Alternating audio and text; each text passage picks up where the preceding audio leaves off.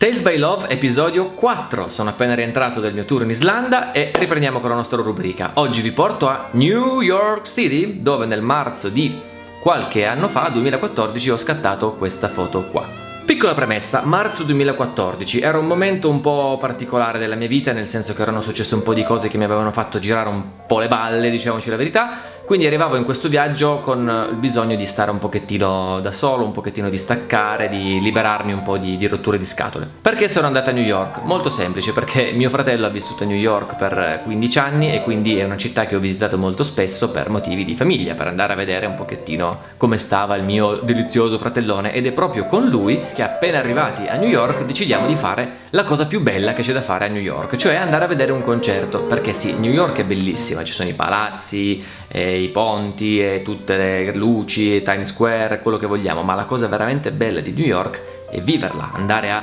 sentire il cuore pulsante della città che non dorme mai, come la chiamano nella canzone. E quindi abbiamo deciso nel pomeriggio, diciamo, di andare a sentire un concerto di musica classica. Andiamo in quella zona di New York che si chiama Dumbo, come l'elefante praticamente, però non c'entra niente con l'elefante perché è un acronimo, sta per Down Under Manhattan Bridge Overpass, e che è quella zona che sta sotto il ponte di Brooklyn e il ponte di Manhattan, il Manhattan Bridge. E in quella zona lì c'è un bellissimo parco dove si vede tutto lo skyline di New York, da cui si fanno le foto più belle, ma c'è anche un locale che molti non sanno neanche che esiste, perché è un locale all'interno di una chiatta galleggiante, si chiama Barge Music, e sostanzialmente all'interno di questo locale c'è un pianoforte dove fanno dei concerti di musica da camera, diciamo, con vista sui palazzi di New York. Bellissimo, immaginate di essere su questa barca di legno con i musicisti che suonano e dietro tutti quanti i palazzi di downtown di Manhattan. Era, se non ricordo male, il 21 marzo proprio, cioè il giorno in cui iniziava la primavera, e siccome l'inverno era stato un po' freddo, ancora faceva parecchio freddo quel giorno e la primavera sostanzialmente ancora non era arrivata, per cui i musicisti, prima di iniziare il loro concerto, hanno fatto un discorso di questo tipo: ah ragazzi, qua la primavera è in ritardo, noi suoniamo questo pezzo sperando che la primavera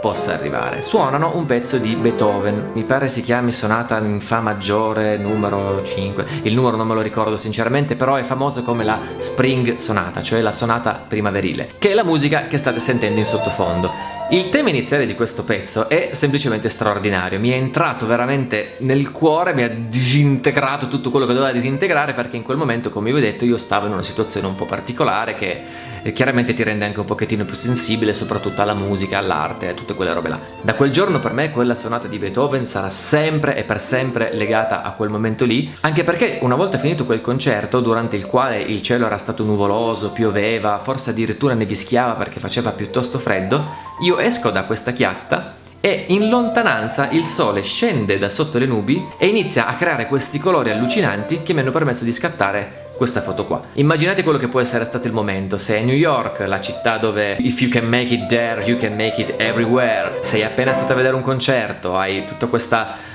energia di arte attorno, sei in viaggio, stai cercando di toglierti un po' dalla testa alcuni pensieri antipatici, esci fuori e ti trovi questo tramonto allucinante davanti. Così non ho fatto altro che montare il mio cavallettino e fare questa foto, che in tutta onestà è un HDR, cioè sono 3 fotografie messe insieme per far esaltare un po' meglio tutta la gamma dinamica di quella scena, e che è stata tra l'altro una delle primissime foto che pubblicai sulla mia pagina Facebook, perché parliamo di 3 anni fa. E quindi tutte queste sensazioni insieme sono quelle che poi per me, insieme ad altre esperienze che ho avuto in altri viaggi a New York, definiscono quello che è il New York State of Mind, cioè quello stato mentale in cui ti trovi ad essere quando sei in quella città, dove sei circondato da stimoli da ogni parte, possibilità di qualunque tipo, e nonostante comunque gli Stati Uniti siano un paese dove non è tutto oro quello che luccica, la sensazione che trasmette a te che ci viaggi è proprio quella, cioè che ce la puoi fare, che sei un grande, che hai un sacco di possibilità, che hai un sacco di energia addosso e che questa energia devi semplicemente trovare il modo di utilizzarla. E tante volte per trovare la sorgente di ispirazione per utilizzarla hai bisogno di un momento così, un momento in cui passi da un concerto